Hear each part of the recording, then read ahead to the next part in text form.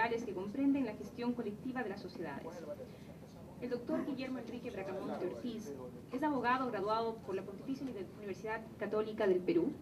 Es socio principal del estudio Bracamonte, Lamaspucio, de Pierola, Clerc, del Rosario y Abogados.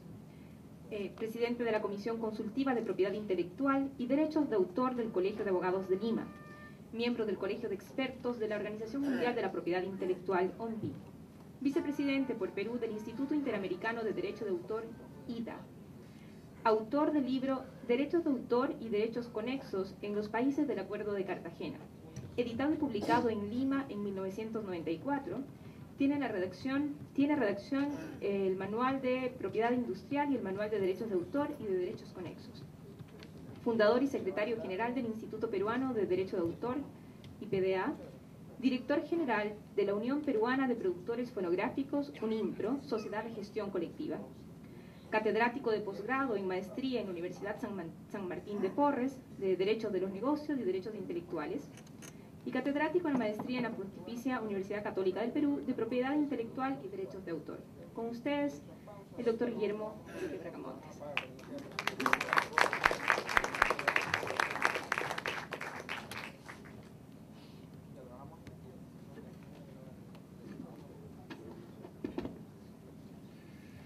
Muy buenas tardes con todos.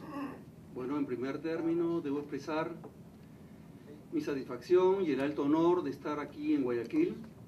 En realidad, una ciudad cada día más moderna, cada día más pujante, cada día más en lo que debe ser una urbe del siglo XXI. Importante, creo yo, la iniciativa que ha tenido el IEPI, el Instituto Ecuatoriano de Propiedad Intelectual, y la Organización Mundial de la Propiedad Intelectual, en, primero, diría, seleccionar el tema que ha sido y es materia de este foro, que es el tema relativo a las sociedades de gestión colectiva.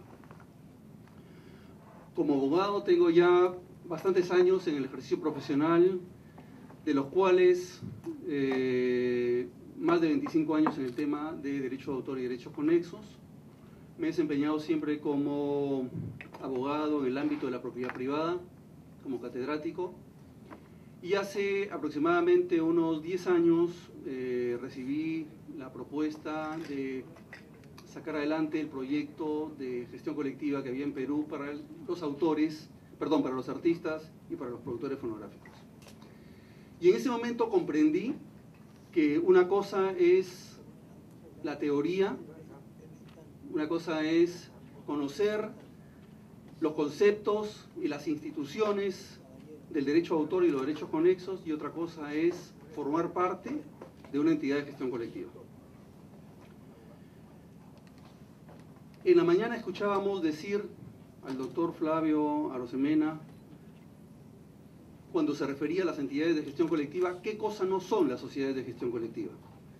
Y muchas veces también en mis clases en la universidad empiezo diciéndoles a mis alumnos qué cosa no es una entidad de gestión colectiva, porque a veces resulta más fácil entender qué cosa es una sociedad partiendo de lo que no es, para poder comprender la complejidad de lo que significa una entidad de gestión. Por ejemplo, las sociedades de gestión colectiva no son un club, no son tampoco de ninguna manera entidades sindicales. Estamos hablando de organizaciones profesionales cuyo objeto principal es la gestión colectiva de los derechos de autor o de los derechos conexos.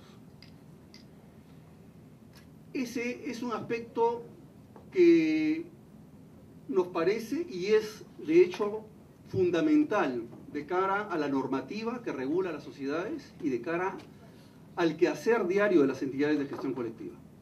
Una sociedad de gestión colectiva se concibe, nace y se desenvuelve en el ámbito de los derechos de autor y los derechos conexos, gestionando estos derechos. No nos parece admisible y no nos parece correcto que una entidad de gestión colectiva distraiga su atención en la gestión o en la administración o en el quehacer de temas que no tienen que hacer directamente con esa gestión de los derechos de los autores, de los artistas y de los productores fonográficos, en el ámbito fundamentalmente de los derechos musicales. Y cuando me refiero a esto, no quiero dejar de decir que en el mundo de la propiedad intelectual, el mundo está dividido en dos grandes ramas. Un poquito para fijar los conceptos y para situarnos dentro de lo que es el tema que nos ha tocado exponer. El mundo de la propiedad intelectual se divide en dos grandes ramas. La propiedad industrial a través de las marcas, las patentes, las denominaciones de origen, los diseños industriales, que todos de alguna u otra manera podemos conocer, porque son mecanismos de protección que el sistema le da a actividades o a servicios o a productos que se desenvuelven en el ámbito económico.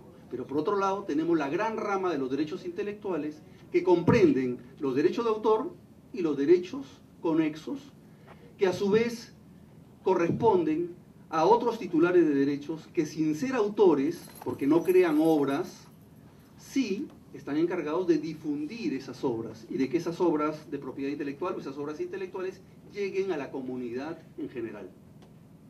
Me refiero a los artistas, intérpretes y ejecutantes que merecen una protección tanto en el ámbito nacional como internacional a través de los tratados como puede ser la Convención de Roma del año 1961 o como puede ser el Tratado sobre la protección de los fonogramas y de las producciones, de las interpretaciones y de los productores y de las producciones fonográficas, el TOIEF de la OMPI, que forma parte de los tratados internet de la OMPI, protección que se da en relación de la interpretación o ejecución, o sea que lo que la propiedad intelectual protege es la interpretación o la ejecución que el artista hace de determinada obra.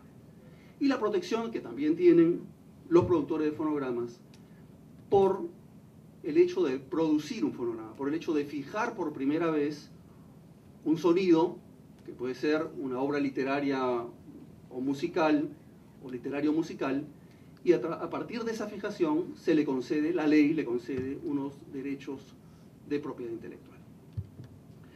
Digo esto porque las sociedades, como lo concibe la decisión 351 de la Comunidad Andina de Naciones, son o de derechos de autor o de derechos conexos. Es decir, gestionan los derechos de los autores por un lado y los derechos de los artistas y de los productores por otro.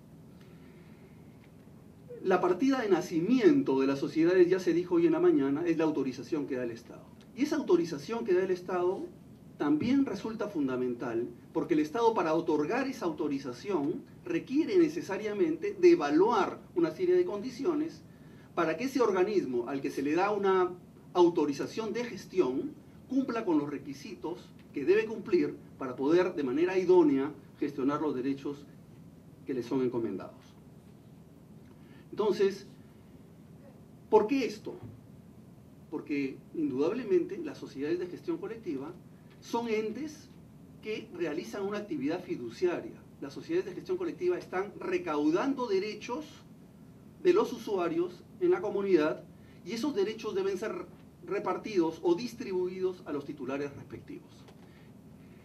Ello resume de alguna manera las dos grandes tareas o responsabilidades que tiene la entidad de gestión: la recaudación de los derechos y el reparto de esos derechos.